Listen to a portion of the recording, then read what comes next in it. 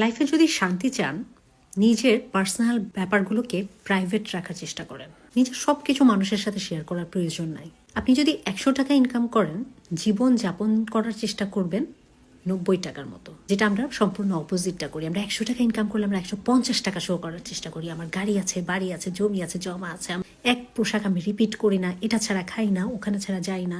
এতে কি হয়? সোশ্যাল ভ্যালিডেশন, মানুষের কাছে স্ট্যাটাসটা একটু হাই করার জন্য এগুলো করে ভীষণ বোকারা।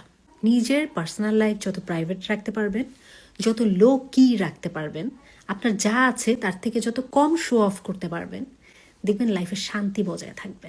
মানুষ আপনার সম্বন্ধে অ্যাসুম করবে, কিন্তু আসলে বুঝতে পারবে না অ্যাকচুয়ালি আপনার লাইফে কি চলছে। যেই জিনিস আপনি যত কম এক্সপোজ করবেন, সেই জিনিসের প্রতি তত কৌতূহল থাকবে। একসময় নায়ক নায়িকা, গায়ক গায়িকা সবার প্রতি মানুষের কি কৌতূহল ছিল না? মানুষের জানার আগ্রহ ছিল। এখন নাই কেন?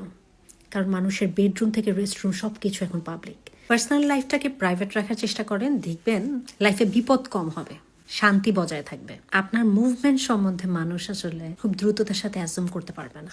This is highly required.